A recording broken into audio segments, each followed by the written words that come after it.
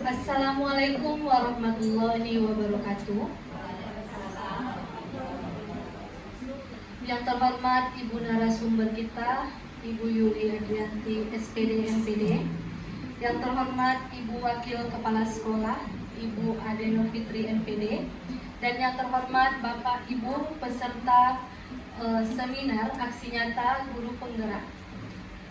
Alhamdulillah, puji syukur kita ucapkan kehadiran Allah Subhanahu wa Ta'ala karena kita masih diberikan kesempatan untuk bisa berkumpul bersama-sama menimba ilmu dari narasumber kita yang luar biasa pada siang hari ini. Salawat dan salam tak lupa pula kita aturkan kepada baginda Nabi besar Muhammad SAW dengan mengucapkan Allahumma sholli ala Muhammad wa ala ali Muhammad. Baiklah, untuk mengawali kegiatan kita pada siang hari ini, marilah kita ucapkan Bismillahirrahmanirrahim. Adapun susunan acara kita pada hari ini, yang pertama adalah pembukaan yang sedang berlangsung. Langsung saja kita masuk ke acara selanjutnya, yaitu menyanyikan lagu Indonesia Raya yang akan dipimpin oleh Ibu Asmita. Kepada Ibu disilakan.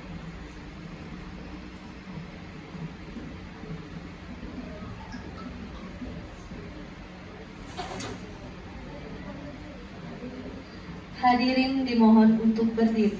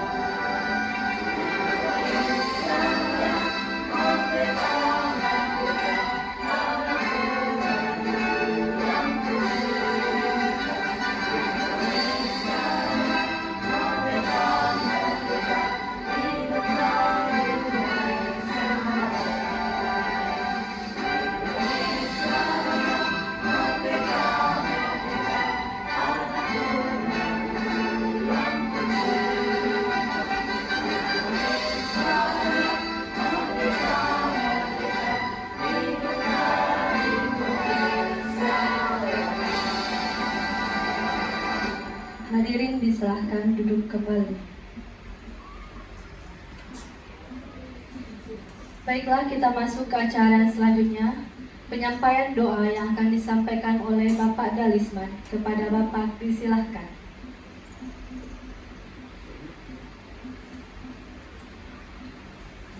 Bismillahirrahmanirrahim. Assalamualaikum warahmatullahi wabarakatuh. Marilah sama-sama kita memohon kepada Allah Subhanahu wa taala, mudah-mudahan seraya menengadahkan kedua telapak tangan kita, mudah-mudahan niat baik kita hari ini diijabah oleh Allah Subhanahu wa taala. Kemudian kegiatan yang kita laksanakan ini bisa berjalan dari awal sampai akhir. Al-Fatihah.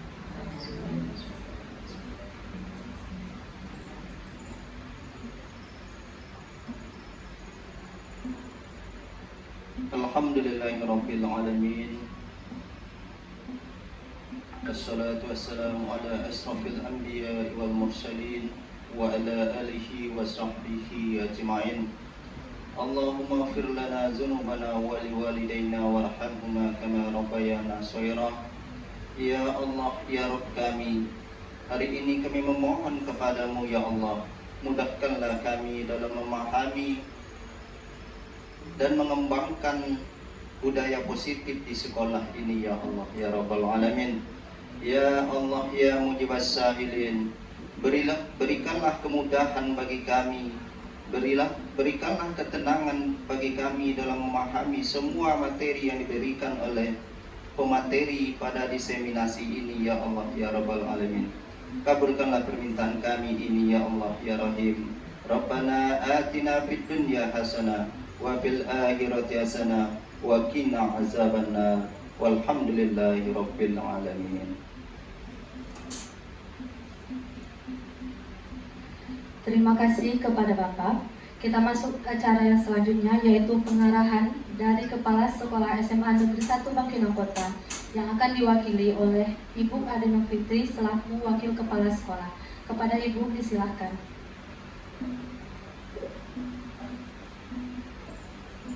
Bismillahirrahmanirrahim.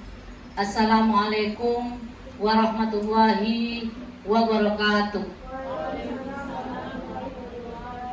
Alhamdulillahirabbil alamin, wassalatu wassalamu ala asrofil anbiya'i wal mursalin wa ala alihi wa ashabihi rasulillahi ajmain. Puji syukur tidak bosan-bosannya kita sampaikan kepada Allah Subhanahu wa taala, yang mana pada hari ini, siang hari ini kita diberikan kesehatan, kesempatan untuk hadir dalam rangka mengikuti aksi nyata budaya positif oleh rekan kita Bu Yuli Adriati. Salawat beserta salam juga kita kirimkan kepada junjungan alam, yakni Nabi besar Muhammad Sallallahu Alaihi Wasallam. Yang sama-sama kita hormati pemateri, yaitu dari Bu Yuli, yang sama-sama kita hormati Bapak Ibu guru, untuk sama-sama mendengarkan aksi nyata dari rekan kita Bu Yuli. Mudah-mudahan dari awal sampai akhir dapat kita ikuti, dan tentunya kita di sini dalam rangka mendukung kegiatan, apalagi sekolah kita masuk ke sekolah penggerak. Tentunya kita atas dukungan bersama ini, kita pun harus paham, tahu apa itu guru penggerak, apa itu sekolah penggerak yang akan kita hadapi ke depan. Adapun materi ini juga pengimbasan nantinya kepada kita, ke siswa kita ke depan, bagaimana cara berbudaya positif, bagaimana cara kita menghadapi siswa-siswi kita ke depan. Dan pun seorang guru penggerak itu harus memiliki cara berkomunikasi yang baik. Kemudian seorang guru penggerak itu harus kreatif, Lalu seorang guru penggerak itu harus memiliki rasa percaya diri. Dan juga seorang guru penggerak itu memiliki kesabaran yang baik. Jadi itulah inti, bila istilahnya kami dari pihak sekolah juga tahu apa sih menjadi guru penggerak itu, apa sih nanti kita menghadapi sekolah penggerak itu. Jadi mari sama-sama kita mendukung apa yang kawan-kawan kita lakukan, dan tentu di kemudian hari ada nanti Bapak Ibu guru yang lain mengikuti ya langkah-langkah dari kawan-kawan kita sebelumnya. Itu saja yang dapat saya sampaikan. Lebih dan kurang saya mohon dimaafkan. Billahi taufiq wal hidayah. Wassalamualaikum warahmatullahi wabarakatuh. Terima kasih kepada Ibu. Selanjutnya kita masuk ke kegiatan inti kita, yaitu pemaparan materi budaya positif pada aksi nyata modul 1.4 yang akan disampaikan oleh pemateri kita, yaitu Ibu Yulia Adriati, SPD MPD. Kepada Ibu, waktu dan tempat disilakan. Assalamualaikum warahmatullahi wabarakatuh. Terima kasih kepada semua guru-guru hebat. Semoga apa yang saya sampaikan ini bermanfaat ke depannya. Bismillahirrahmanirrahim. Alhamdulillahirabbil alamin. Wassalatu wassalamu ala asrafil anbiya'i wa mursalin wa ala alihi wa sahbihi ajmain. Pertama-tama marilah kita panjatkan puji syukur kehadirat Allah Subhanahu wa taala yang telah melimpahkan rahmat dan kurnia-Nya kepada kita bersama sehingga dapat kita berkumpul di ruangan ini dalam rangka diseminasi budaya positif sebagai tugas saya dalam aksi nyata guru penggerak modul 1.4. Salawat bering salam tak bosan-bosannya kita hadiahkan kepada pucuk pimpinan kita, yakni Nabi besar Muhammad SAW, yang mana dia telah membawa kita dari alam yang gelap ke alam yang terang benderang, dari alam yang tidak berilmu pengetahuan ke alam yang berilmu pengetahuan seperti saat sekarang ini. Yang tidak memperpanjang mukadimah, yang saya hormati Kepala Sekolah SMA Negeri 1 Bangkinang Kota atau yang mewakili, yang saya hormati Bapak Ibu guru hebat SMA 1 Bangkinang Kota. Di sini saya akan mendiseminasikan budaya positif di sekolah kita ini sebagaimana tugas dari seorang guru penggerak. Di mana di sini selamat datang Bapak Ibu guru hebat, mari bersama berkolaborasi bersama, saling mendukung demi menerapkan atau demi mewujudkan disiplin positif di sekolah kita yang kita cintai ini, yakni SMA 1 Bangkinang Kota.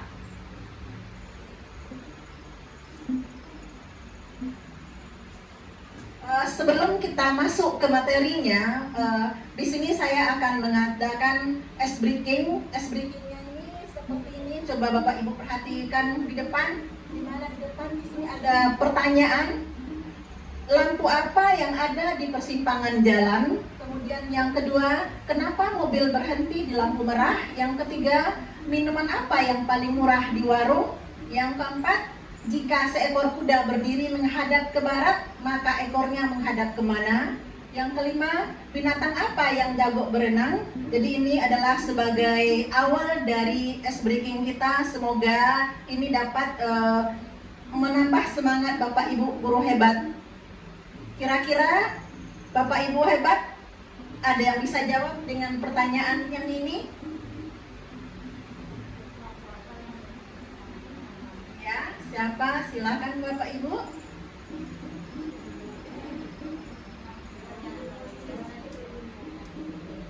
Ya, silakan Bu Desi. Baik, saya akan coba menjawab. Nomor 1, lampu apa yang ada di persimpangan jalan? Lampu lalu lintas. Lampu lalu lintas. Ya. Coba yang kedua, Bu Devi.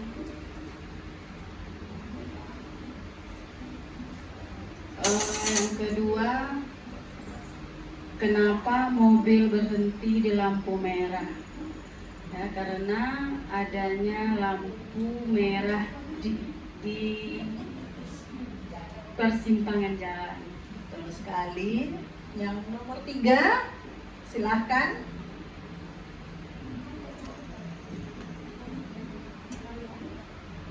Nomor 3, silakan Bu Muslimah. Minuman apa yang paling murah di warung? Mineral. Ya, benar sekali. Berarti Bapak Ibu semangat ya dengan diseminasi ini. Yang lanjutnya yang nomor terakhir, nomor 4. Siapa Bapak Ibu yang nomor 4? Ya, silakan Bapak. Makasih Ibu Yuli. Kalau menurut saya untuk pertanyaan yang keempat, jika seekor kuda berdiri menghadap ke barat, maka ekornya menghadap kemana? Maka jawaban saya, ekornya akan menghadap ke bawah. Tidak ke timur, Pak? Tidak. Ya, benar sekali ya. Kita kasih A+ untuk Pak Dalisman ya. Selanjutnya untuk soal yang nomor 5-nya, siapa yang mau jawab? Oh, silakan Bu Devi. Binatang apa yang jago berenang? Itu ikan, karena memang tempat tinggalnya di air. Jadi dia Yang lain? Ada yang berpendapat yang lain?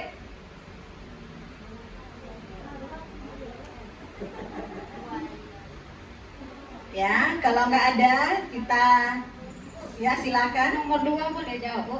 Boleh. Kenapa mobil berhenti di lampu merah? Karena remnya diinjak. Jawabannya Ya, kita lihat jawaban yang benarnya ya Bapak Guru hebat. Lampu apa yang ada di persimpangan jalan? Lampu merah, kuning, dan hijau. Betul Bapak Ibu?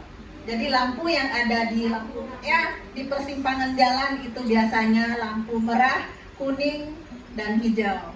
Yang kedua, kenapa mobil berhenti di lampu merah? Karena direm. Kalau tidak kita rem, mobilnya melaju ya. Betul sekali jawaban Ibu Asnita. Yang ketiga, minuman apa yang paling murah? Air bening. Kalau air putih, air bening termasuk salah satunya adalah air le mineral. Itu benar sekali. Kalau air putih itu mahal ya Bapak Ibu, karena air putih itu warnanya putih, berarti udah ada campuran susunya. Yang keempat, jika ekor kuda berdiri menghadap ke barat, maka ekornya menghadap ke mana? Berarti ekornya bukan menghadap ke timur, tapi menghadapnya ke bawah. Betul sekali Pak Dalis. Kemudian yang kelima, binatang apa yang jago berenang? Yang jago berenang itu bukan ikan. Kalau ikan dia sukanya menyelam. Yang jago berenang itu adalah bebek. Begitu ya Bapak Ibu. Semoga Bapak Ibu bersemangat dalam mendengarkan diseminasi budaya positif yang akan kita terapkan di SMA kita ini. Selanjutnya, di sini saya akan menyebarkan pemahaman dan pengalaman tentang budaya positif yang telah saya pelajari di modul 1.4. Tujuan kegiatan ini ada 3 tujuannya. Yang pertama adalah memahami konsep budaya positif. Yang kedua, menerapkan strategi disiplin positif yang memerdekakan murid untuk menciptakan lingkungan sekolah yang aman dan berpihak kepada murid atau berpihak kepada siswa. Yang mana selama ini kita biasanya menerapkan pembelajaran itu belum terlalu banyak berpihak kepada murid, tapi masih berpihaknya kepada guru. Pembelajarannya juga masih guru yang berperan aktif di situ. Jadi sekarang semuanya kita merubah dari guru, kita silahkan kepada peserta didiknya atau ke muridnya. Jadi segala sesuatunya kita usahakan murid ya. Kita sebagai fasilitator aja di situ, atau sebagai pamong saja yang menuntun mereka kemana mereka akan pergi atau tujuannya. Yang ketiga adalah mengikuti pelatihan dengan rasa bahagia, rasa ingin tahu, serta aktif dalam kegiatan, saling menghargai sesama, dan ikut berperan aktif dalam kegiatan. Jadi ada 3 tujuan dalam aksi nyata ini atau diseminasi ini. Selanjutnya,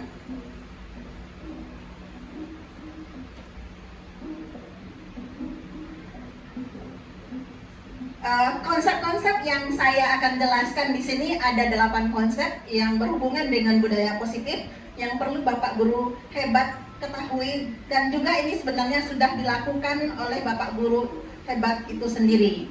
Tapi kalau seandainya ada miskonsepsi yang salah, kita tinggal meluruskannya. Sebenarnya ini semua sudah dilakukan gitu.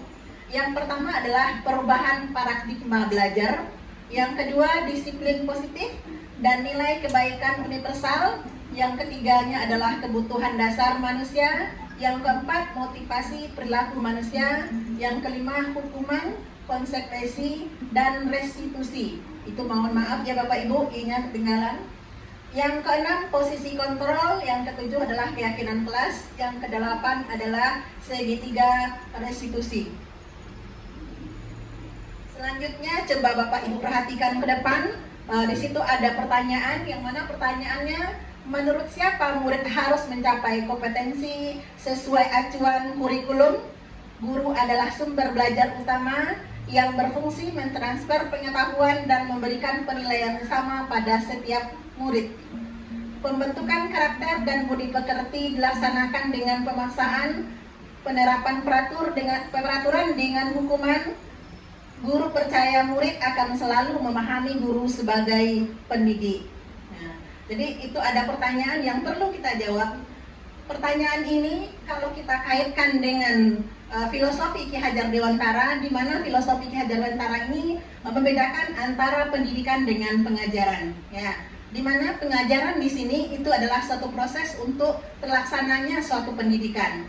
Ya, jadi untuk mencapai pendidikan maka perlu pengajaran. Nah, jadi seperti itu. Sedangkan pendidikan menurut Ki Hajar Dewantara tersebut adalah menuntun segala kekuatan kodrat yang ada pada anak-anak agar mereka dapat mencapai keselamatan, kebahagiaan yang setinggi-tingginya, baik sebagai manusia maupun sebagai anggota masyarakat. Jadi tugas kita di sini adalah menuntun, ya, kemana anak itu, karena anak itu telah punya bakat tersendiri. Sebagaimana Bapak Ibu coba perhatikan, ya. Yang pertama dari filosofi Ki Hajar Dewantara itu kita dapat mengambil suatu kesimpulan bahwasannya murid terlahir dengan bakat dan minat sesuai dengan kodratnya masing-masing. Ya, jadi murid itu lahirnya sudah punya bakat dan minatnya. Seperti kita misalkan pada saat kita menanam suatu bibit, walaupun bibitnya bagus, tetapi tidak kita rawat dan tidak kita tuntun, hasilnya juga tidak bagus. Tapi kalau bibitnya jelek, kita rawat, kita tuntun, maka bibitnya akan menghasilkan hasil yang baik. Jadi seperti itu Bapak Guru hebat. Yang ketiganya adalah guru menjadi karakter dan budi pekerti selalu menjadi pemandu yang harmonis. Jadi kita dengan siswa kita harus harmonis, ada hubungan timbal balik yang saling membutuhkan, seperti sebuah keluarga gitu. Kemudian yang berikutnya lagi dari filosofi Ki Hajar Dewantara, di mana guru di sini berperan sebagai pamong dan penuntun. Artinya berperan sebagai pamong ini adalah menuntun siswanya kemana siswa tersebut akan kita bawa, karena bakat dan minatnya sudah ada semenjak dia lahir. Kita hanya memperjelas kertas putih yang sudah ada itu, seperti itu kira-kira. Kemudian yang berikutnya lagi adalah menghamba kepada murid dalam menerapkan merdeka belajar dengan menciptakan pembelajaran yang menyenangkan demi terwujudnya profil pelajar Pancasila. Sebagaimana Bapak Ibu juga sudah mengajarkan kepada siswa-siswinya di sekolah tentang profil pelajar Pancasila. Yang pertama, profil pelajar Pancasila itu adalah tentang beriman bertakwa kepada Tuhan Yang Maha Esa dan berakhlak mulia. Yang kedua, berkebinekaan global. Yang ketiga, mandiri. Yang keempat, bernalar kritis, gotong royong, dan kreatif. Jadi semuanya itulah yang diterapkan dalam pembelajaran di sekolah. Kemudian unsur-unsur apa saja yang diperlukan untuk terwujudnya budaya positif di sekolah kita ini? Yang pertama adalah perubahan paradigma belajar, di mana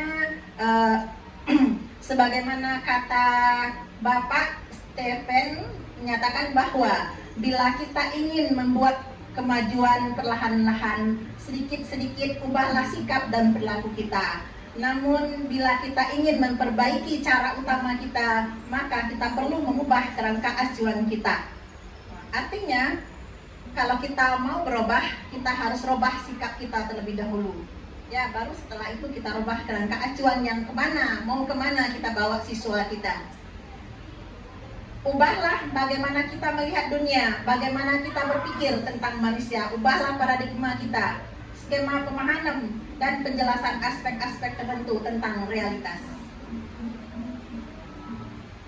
Kemudian ini ada kegiatan yang kita lakukan, semisalnya seperti ini dengan kepalan tangan gitu, dimana Anda dan teman Anda, misalnya saya dengan Bapak Guru Hebat, seandainya di dalam tangan Bapak Ibu Hebat misalnya ada sesuatu hal yang sangat rahasia, bagaimana kalau kita genggam? Pasti Bapak Ibu berusaha untuk tidak melepaskannya, tetapi dengan usaha bagaimanapun, dengan cara dirayu, dengan dibujuk atau di apapun, pasti Bapak Ibu akan berusaha untuk mempertahankan kepalan tangan ini karena di dalamnya ada suatu rahasia yang tersimpan.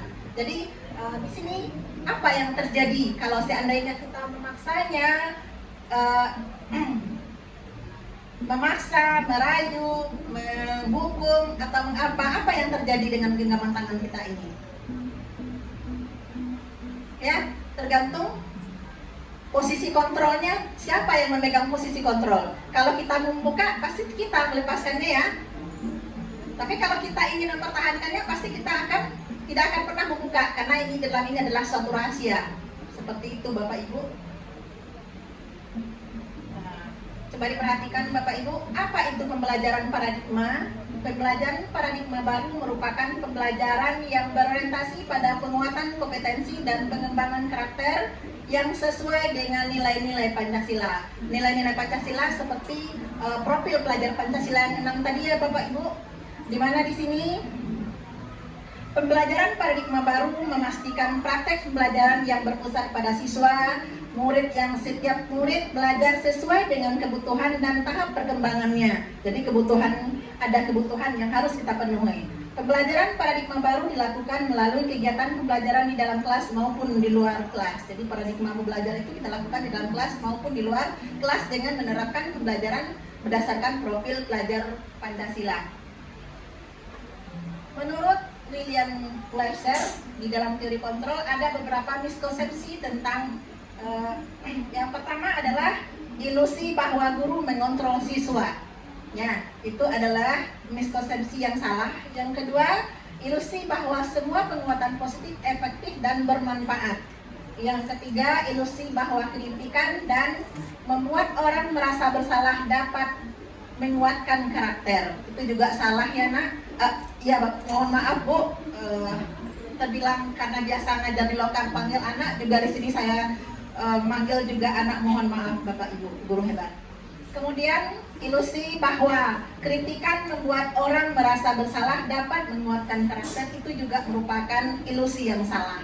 Jadi kita memberikan hukuman ke anak juga merupakan suatu ilusi yang salah atau miskonsepsi yang salah gitu, yang tidak boleh kita terapkan. Selanjutnya, bagaimana seseorang bisa berubah dari paradigma stimulus respon kepada pendekatan teori kontrol. Menyatakan bahwa bila kita ingin membuat kemajuan perlahan-lahan, sedikit metode berpikir menang kalah, model berpikir menang-menang. Jadi tidak ada yang menang kalah. Jadi menang ataupun kalah itu sama saja. Yang berikutnya lagi ya, yang keduanya adalah disiplin positif dan nilai kebaikan universal. Di mana di sini menurut Ki Hajar Dewantara dan pandangan Dina Gosen dalam bukunya, di mana dia menerjemahkan disiplin itu berasal dari kata Latin disciplina yang artinya belajar. Disiplina ini berasal dari akar kata yang sama dengan disiplin yang artinya juga murid. Jadi di sini apa sebenarnya disiplin? Disiplin itu adalah mempelajari bagaimana caranya kita mengontrol diri, bagaimana caranya kita menguasai diri untuk memilih tindakan yang mengacu pada nilai yang kita hargai agar tercapai tujuan mulia yang diinginkan. Nilai-nilai ini kita namakan dengan nilai kebaikan universal. Selanjutnya, tujuan dari disiplin positif. Di sini yang pertama adalah menanamkan motivasi pada siswa kita untuk menjaga orang yang mereka inginkan. Yang kedua, menghargai diri sendiri dengan nilai yang mereka miliki. Yang ketiga, memiliki motivasi intrinsik yang berdampak pada jangka panjang yang tidak akan terpengaruh pada adanya hukuman ataupun hadiah.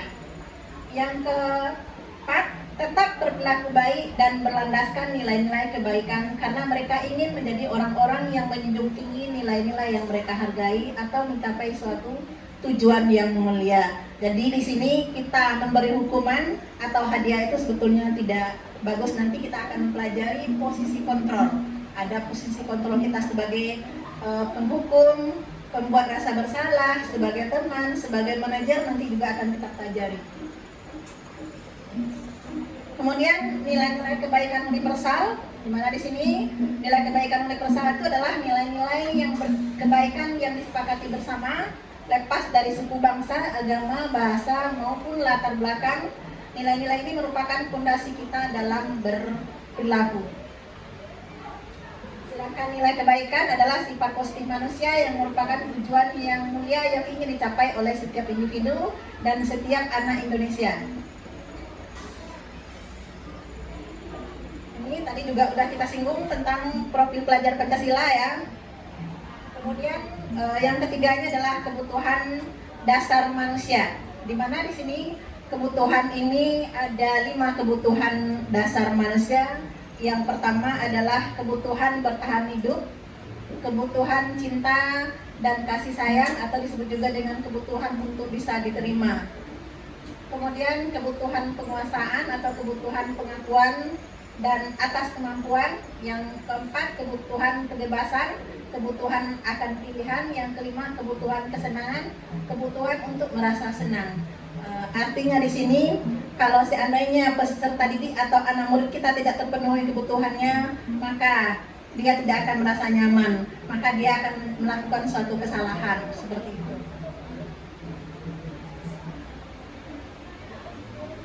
Di sini kebutuhan bertahan hidup itu akan berkaitan dengan makan dan minum. Kalau kita tidak makan dan minum, berarti bagaimana Bapak Ibu? Berarti tidak terbutuhi kebutuhan untuk bertahan hidup. Ya. Yang berikutnya adalah kebutuhan cinta kasih sayang. Itu sangat sensitif ya. Biasanya itu didapatkan dari orang tua, dari guru juga sebagai kasih sayangnya terhadap siswanya. Kemudian yang berikutnya adalah kebutuhan atas pengakuan kemanusiaan siswa itu untuk berbuat sesuatu. Kemudian kebebasan itu juga diperlukan bagi anak didik kita. Kemudian kesenangan juga ya. Jadi kalau seandainya salah satu kebutuhan tidak terpenuhi, maka anak itu akan melakukan sesuatu hal atau sesuatu kesalahan. Jadi dia punya alasan kenapa dia berbuat hal ini. Misalnya dia datang terlambat. Kenapa dia datang terlambat? Pasti ada alasan yang kenapa dia datang terlambat. Bisa jadi dia atau motornya rusak atau terlambat bangun. Kemudian lagi motivasi perilaku manusia. Nah, di sini Bapak Ibu apa itu motivasi? Pasti Bapak Ibu sudah mengetahui motivasi itu apa. Ya, jadi di sini saya ulang kembali, motivasi itu merupakan dorongan yang timbul pada diri seseorang secara sadar atau tidak sadar untuk melakukan suatu tindakan dengan tujuan tertentu. Jadi motivasi ini ada berupa ya ada 3 ya. Untuk yang pertamanya adalah motivasi ketidaknyamanan atau hukuman. Ya, jadi itu yang pertama. Yang kedua, motivasi untuk mendapatkan penghargaan dari orang lain. Yang ketiganya adalah motivasi menghargai nilai-nilai kebaikan diri sendiri. Artinya di sini misalnya untuk menghilangkan anak mengerjakan tugas, misalnya karena dia takut dihukum. Berarti itu adalah motivasi yang pertama. Misalnya kita kasih tugas, dikerjakan anak, tapi alasan anak itu karena dia takut dihukum kalau tidak mengerjakan tugas. Jadi itu yang pertama adalah menghindari ketidaknyamanan atau hukuman. Yang kedua, untuk mendapatkan penghargaan dari orang lain. Misalnya pada saat kita mengajar, misalnya siapa yang bisa ngerjakan ke depan, ibu kasih nilai bonus misalnya ya. Itu juga merupakan motivasi. Tapi sebenarnya itu ada akibatnya nanti. Nanti kita akan bahas. Yang ketiga, menghargai nilai-nilai kebaikan dari diri sendiri. Contohnya adalah melakukan sesuatu pekerjaan atau kebaikan berdasarkan kesadaran. Itu dinamakan dengan motivasi intrinsik. Jadi sebagusnya motivasi yang ketiga itu yang kita lakukan. Jadi karena kesadaran kita untuk melakukan sesuatu hal. Kemudian yang berikutnya lagi adalah yang nomor 5, hukuman, konsekuensi, dan restitusi. Dimana di sini Bapak Ibu guru hebat pasti sudah sering melakukan hal yang seperti ini. Siapa di antara Bapak Ibu yang bisa memberi contoh tentang hukuman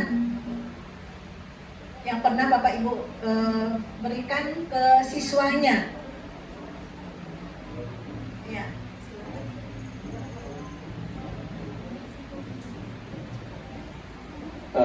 Hukuman untuk anak yang terlambat datang ke sekolah bisa diberikan mencabut rumput namanya. Ya, mencabut rumput. Ya. Sekarang biasanya ya Bapak, dengan cara anak yang datang terlambat kita suruh mencabut rumput. Apakah dengan cara memberi hukuman yang seperti itu, bagaimana perasaan anak didik kita kalau kita beri hukuman?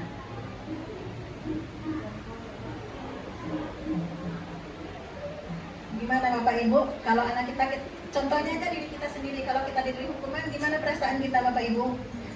Akan dongkol, Bu. Oh, akan dongkol, iya, pasti kita merasa dongkol, atau siswanya pasti nanti nyorek-nyorek lah, atau apa-apalah yang ditulisnya nanti gitu. Atau, ibu ini gimana nih, masa saya terlambat sedikit aja dihukum, saya terlambat ini kan punya alasan. Sebagusnya, kalau ada masalah yang seperti itu, kita selesaikan dengan menggunakan restitusi, segitiga restitusi. Nanti kita akan bahas ya Bapak Ibu. Kita lihat dulu, apa perbedaan hukuman, konsekuensi dengan restitusi.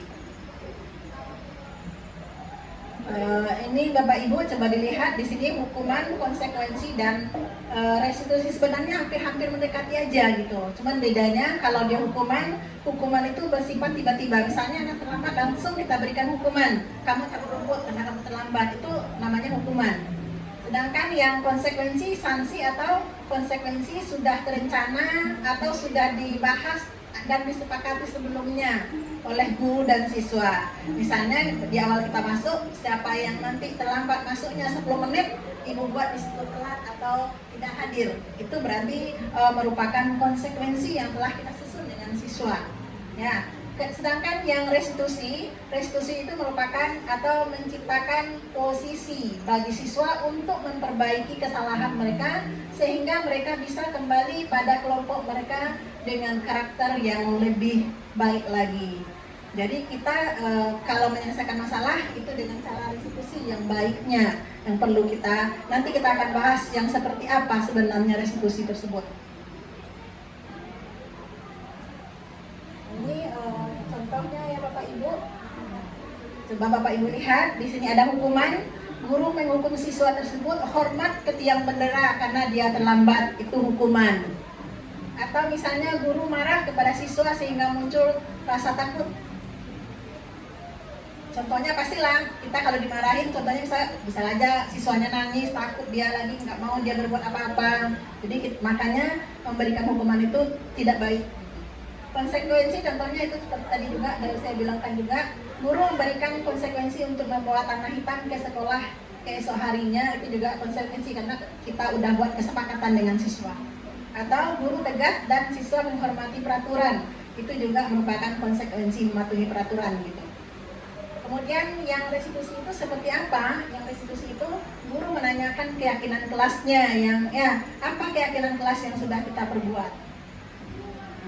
Misalnya dalam menyelesaikan masalah, guru terbuka, siswa menghormati diri dengan orang lain. Konsep-konsep disiplin dengan identitas gagal, ya, yang identitas gagal ini yang tidak bagus kita lakukan, itu ada 2. Yang pertama adalah hukuman, yang kedua adalah penghargaan.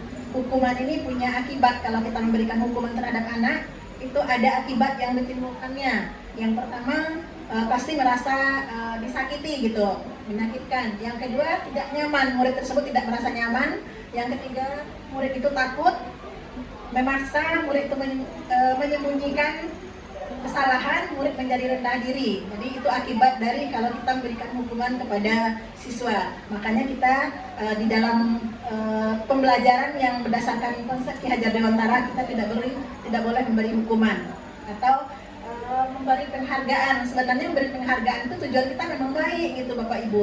Tapi itu ada akibatnya. Nanti akibatnya tidak efektif. Kemudian kalau seandainya kita tidak memberikan hadiah lagi atau penghargaan lagi, siswa itu tidak melakukannya lagi gitu.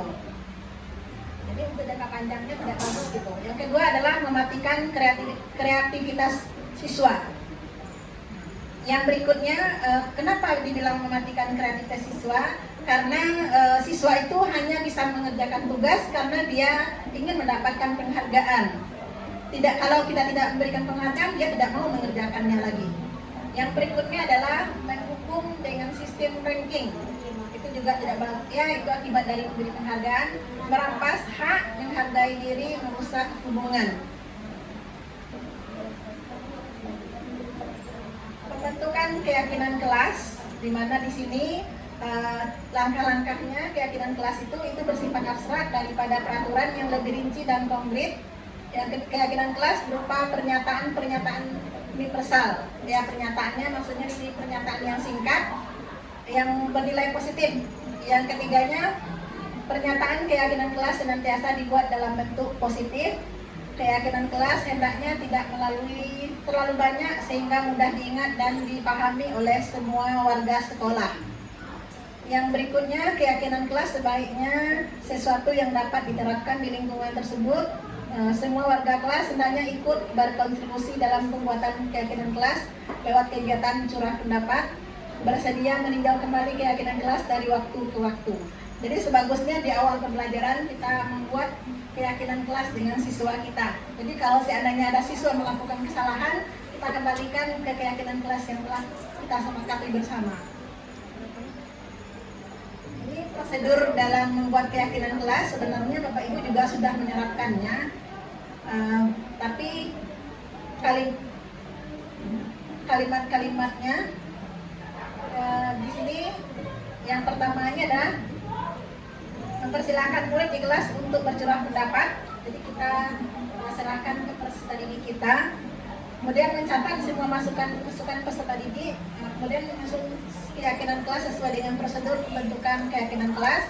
Kemudian tinjau kembali daftar curah pendapat yang sudah dicatat, di mana curah pendapatnya harus bernilai positif gitu, berupa kalimat-kalimat positif yang singkat dan universal.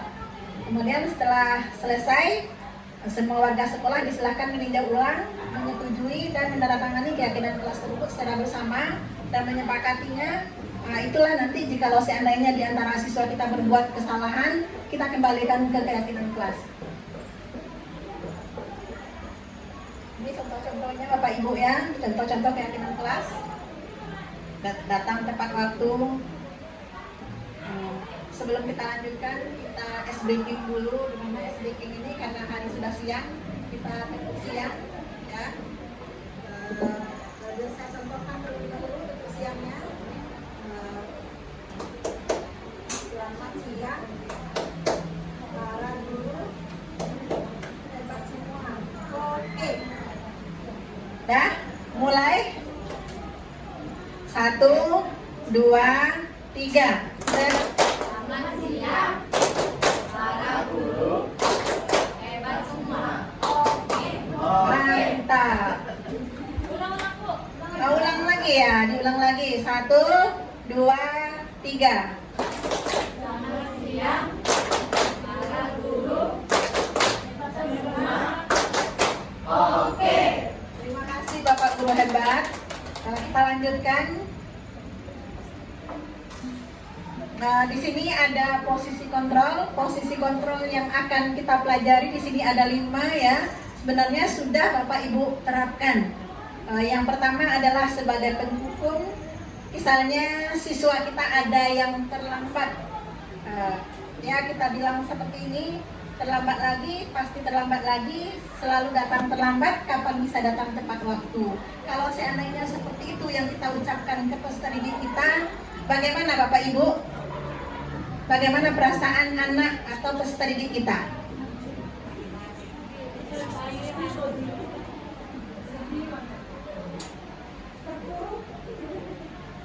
Ya, jadi kita tidak boleh sebagai seorang pendidik, kita tidak boleh bertindak sebagai atau posisi kontrol kita yang kita gunakan adalah sebagai penghukum. Ya, jadi ada akibatnya. Kemungkinan siswa tersebut merasa marah, dendam ke kita karena kita hukum dia, pasti gitu.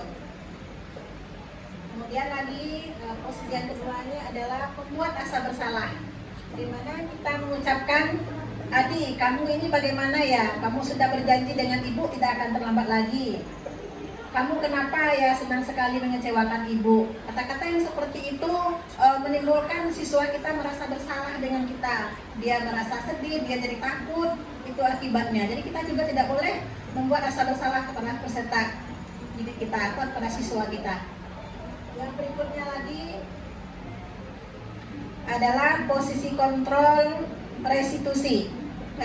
Posisi kontrol restitusi yang ketiganya adalah sebagai teman, di mana misalnya Adi, ayolah bagaimana sih kamu kemarin kamu sudah janji ke bapak atau ke ibu, kenapa kamu terlambat lagi, sambil ketawa ringan. Ya, jadi anak itu seperti kita berteman gitu. Jadi di sini pasti siswanya juga akan tersenyum juga gitu. Tapi juga ada kekurangannya di sini. Ya, jadi bisa jadi dia merasa bebas dengan kita atau seperti apa gitu. Yang berikutnya adalah posisi yang ketiganya adalah sebagai pemantau. Nah, di sini sebagai pemantau ini, Adi, tahukah kamu jam berapa kita memulai atau jam berapa kita masuk? Nah, Adi menjawab, tahu Kak, guru kamu terlambat 15 menit. Apakah kamu sudah mengerti konsekuensi yang harus dilakukan bila terlambat?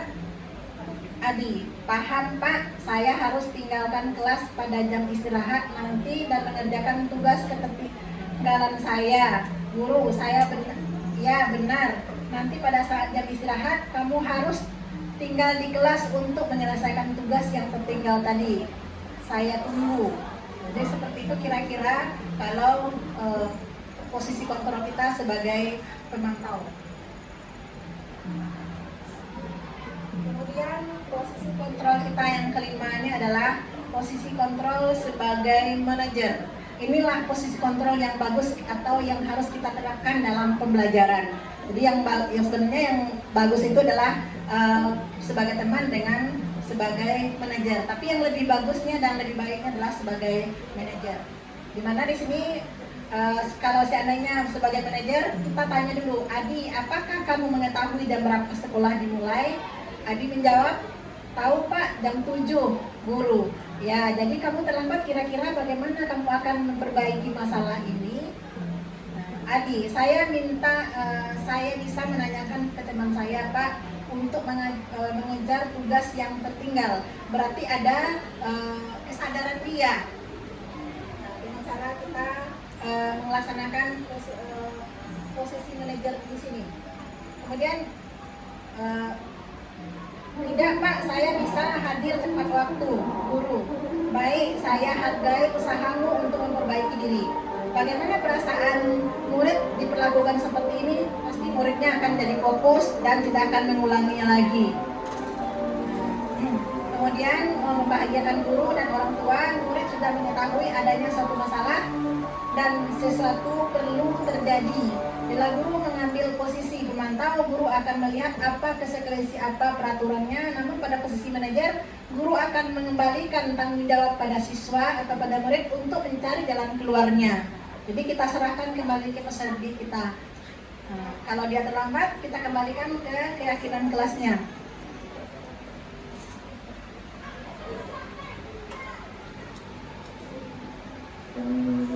Kemudian yang berikutnya adalah segitiga restitusi. Ini adalah yang terakhir.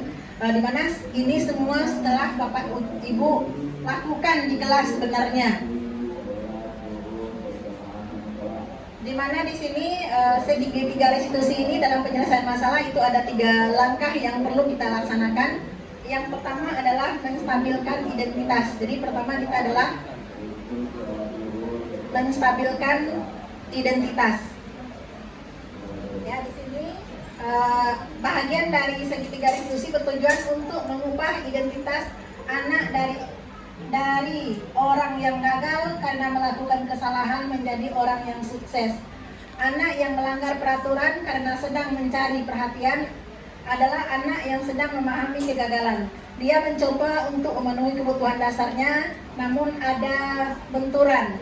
Kalau kita mengkritik dia, maka dia akan tetap membuatnya dalam posisi gagal. Kalau kita ingin menjadi reflektif, maka kita harus meyakinkan si anak dengan cara mengatakan kalimat-kalimat. Jadi kalau anak melakukan kesalahan, kalimat-kalimat yang kita gunakan untuk menstabilkannya adalah yang pertama, misalnya berbuat salah itu tidak apa-apa, ibu juga pernah melakukan kesalahan, misalnya seperti itu. Yang kedua, tidak ada manusia yang sempurna, ibu juga pernah melakukan kesalahan yang sama seperti kamu. Itu adalah fungsinya untuk menstabilkan identitas. Atau contohnya, saya pernah melakukan kesalahan seperti itu, bisa menyelesaikan ini. Jadi kalimat-kalimat yang seperti inilah yang kita utarakan ke siswa kalau seandainya siswa tersebut bermasalah. Kemudian langkah yang keduanya dalam restitusi tersebut adalah validasi tindakan yang salah. Di mana di sini menurut teori kontrol, semua tindakan manusia baik atau buruk pasti memiliki maksud dan tujuan. Misalnya anak datang terlambat, pasti ada alasannya kenapa dia datang terlambat. Jadi kita tanya kepada anak. Kemudian dengan bagaimana? Dengan menanyakan, kamu pasti punya alasan mengapa kamu melakukan hal itu.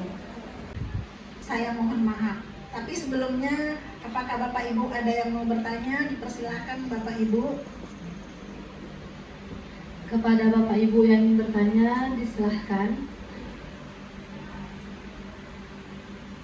Bagaimana? Apakah ada pertanyaan? Baik, terima kasih atas kesempatannya. Perkenalkan saya Desi Nurasura, guru matematika di SMA 1 Bangkinang Kota. Yang paling menarik yang saya dapati dari budaya positif yang Ibu berikan kepada kami yaitu tentang restitusi. Kenapa saya mau yang restitusi? Karena selama ini siswa kita kalau udah salah, ya kita udah salah, nanti langsung kita kasih hukuman. Jadi ada nggak kiat-kiat atau contoh yang bagaimana yang masalah yang seperti apa yang harus kita restitusi, atau masalah yang kecil kah, atau yang mudah, yang agak besar, atau yang benar-benar sampai ke ruang ke BK misalnya gitu. Kasus-kasus seperti apa saja yang bisa direstitusi secara langsung. Karena kalau menurut saya, Ibu ceritakan tadi, kalau direstitusi semuanya, kapan kita mau ngajar? Ya kan? Ada anak nanti kelahi di belakang ribut-ribut, kita restitusi, anak yang mau belajar yang lain terganggu pelajarannya.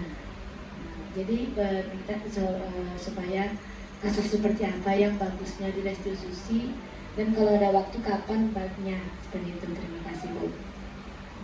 Ya, terima kasih atas pertanyaannya.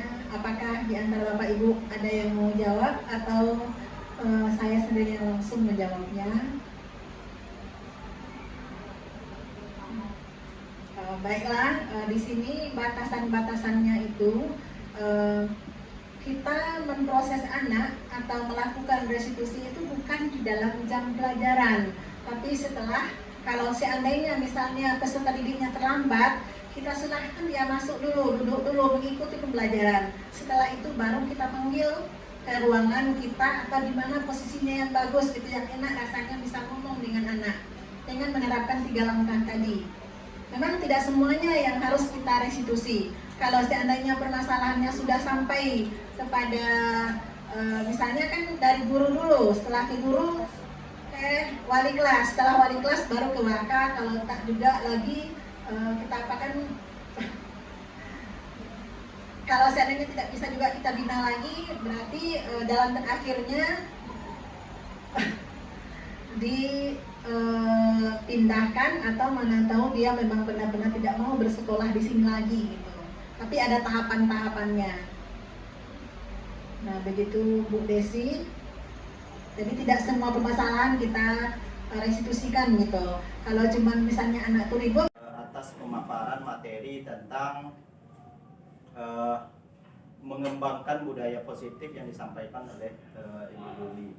Nah, di sini saya tidak bertanya, tetapi saya mengapresiasi tindakan atau aksi nyata yang Bu Yuli lakukan. Nah, ada beberapa hal yang mungkin perlu kita cermati secara bersama, seperti yang tadi juga sudah disampaikan oleh Bu Yuli terkait dengan budaya positif.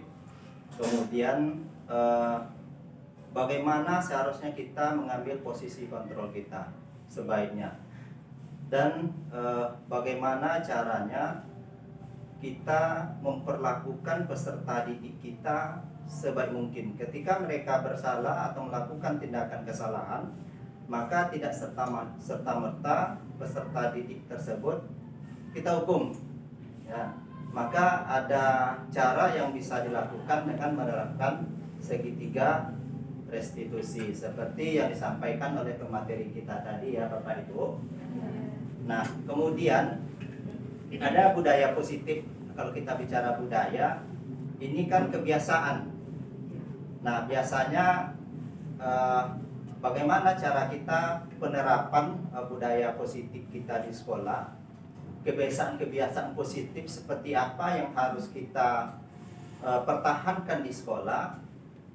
Mungkin dengan menunggu siswa di depan sekolah bersalaman, kemudian hal-hal lain yang juga memberikan manfaat positif terhadap kita bersama. Nah, kemudian juga yang saya dengar tadi seperti paparan dari Ibu Yuli, bahwa kalau bicara filosofi Ki Hajar Dewantara, maka ada banyak hal sebenarnya yang tersirat di sana. Nah, kita berbicara, kalau kita tahu bahwa setiap anak itu punya minat dan bakat masing-masing, maka setiap anak itu terlahir sesuai dengan kodratnya masing-masing. Nah, ada kodrat zaman, ada kodrat alam. Nah, kodrat zaman akan berbeda cara melihat dan menyikapi siswa ketika zamannya seperti zaman sekarang. Maka cara pun harus disesuaikan dengan cara yang zaman sekarang. Kalau zaman dulu, rasanya zaman-zaman guru-guru kita dulu ya Bu Eci ya, itu mungkin cenderung pembelajarannya, kalau siswa, saya masih ingat tuh kalau guru matematik ngajar, itu satu papan yang panjangnya kurang lebih semeter itu standby di tangan. Panjang ya Kak? Ya. Bahkan kalau tidak ada papan, ketika ada pertanyaan, tangannya sudah mulai dekat ke kening. Ketika jawabannya salah, maka langsung tak. Nah, kalau cara seperti itu yang kita lakukan sekarang tidak cocok dengan zaman sekarang, maka kita harus sesuaikan dengan kodrat zaman sekarang. Terima kasih sekali lagi kepada Ibu Yuli. Mudah-mudahan pemaparan dari Ibu Yuli ini bisa sama-sama kita terapkan dengan tujuan untuk meningkatkan kemampuan dan peserta didik kita di masa mendatang. Terima kasih. Allahumma wafiq ila aqwamit thoriq. Assalamualaikum warahmatullahi wabarakatuh. Waalaikumsalam warahmatullahi wabarakatuh.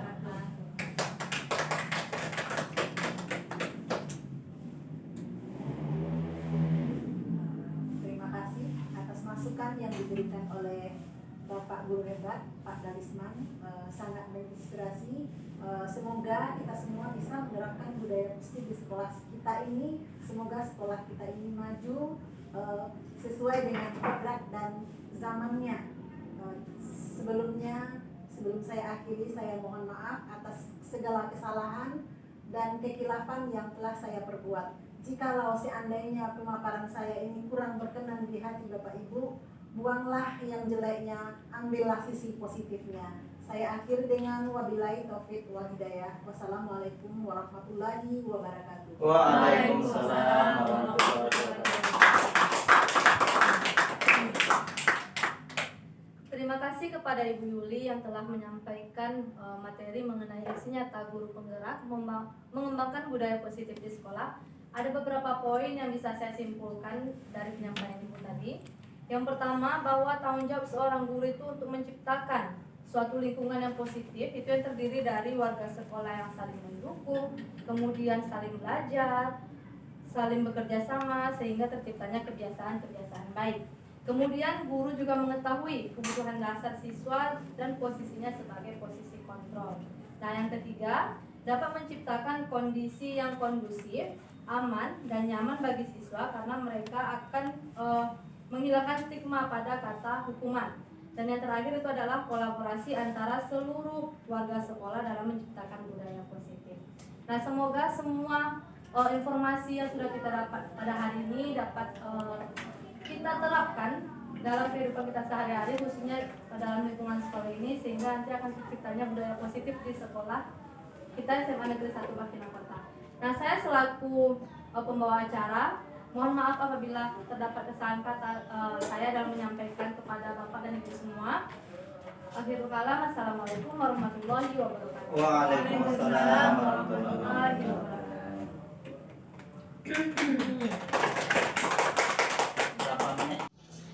Assalamualaikum warahmatullahi wabarakatuh. Bapak Ibu guru hebat, perkenalkan nama saya Dalisman SPD. Saya guru biologi di SMA Negeri 1 Bangkinang Kota.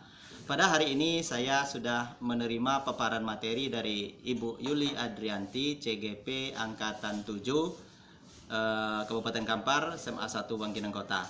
Nah, setelah mendengar paparan dari Ibu Yuli tadi, akhirnya saya tercerahkan akan materi tentang budaya positif di sekolah. Saya juga menyadari dan bisa menerapkan nantinya budaya positif ini di sekolah. Kemudian saya juga bisa memahami tentang bagaimana cara kita atau berada pada posisi kontrol apa sebaiknya kita ketika kita berhadapan atau ketika kita menghadapi peserta didik atau siswa kita yang bermasalah. Saya menyimak dengan seksama materi demi materi yang disampaikan oleh Ibu Yuli. Seperti tadi terkait dengan filosofi Ki Hajar Dewantara bahwa peserta didik itu terlahir sesuai dengan kodrat alam dan kodrat zaman. Maka siswa itu sudah terbentuk dengan sendirinya sebenarnya. Mudah-mudahan nantinya ketika Bu Yuli mendapat pelatihan lagi dari LMS CGP-nya bisa dibagi lagi ke kami di sekolah sehingga kami pun di sekolah bisa mendapatkan materi-materi yang telah dipelajari Ibu Yuli. Terima kasih Ibu Yuli, sukses selalu, semangat, jangan pernah menyerah, tuntut terus, motivasi diri terus. Akhirnya saya ucapkan Assalamualaikum warahmatullahi wabarakatuh. Assalamualaikum warahmatullahi wabarakatuh. Perkenalkan, nama saya Desni Asbar. Saya bersekolah di SMA Negeri 1 Bangkinang Kota. Setelah mendapat materi yang diberikan oleh Bu Yuli tentang mengembangkan budaya positif, di sini khususnya saya lebih paham bagaimana kita seorang guru itu harus menciptakan pembelajaran yang berpihak kepada murid. Karena kita tahu murid itu terlahir dengan kodratnya masing-masing. Ada kodrat alam dan kodrat zamannya. Serta bagaimana kita menghilangkan stigma tentang hukuman yang ada di sekolah ini. Dulu mungkin di zaman kolonial, zaman dahulu kala kita jadi sebagai guru itu selalu menggunakan hukuman karena itu terlihat lebih praktis. Ternyata tidak seperti itu. Imbasnya kepada anak murid itu jangka pendek, jangka panjangnya itu pun tidak bagus. Kemudian saya disuruh lebih sadar lagi. Kemudian bagaimana posisi guru yang baik itu ada 5 tadi kan. Posisi guru yang paling baik itu adalah posisi yang menjadi manajer. Kemudian setelah ini dipaparkan oleh Bu Yuli tentang bagaimana segitiga restitusi menangani anak-anak yang dikatakan mungkin bermasalah.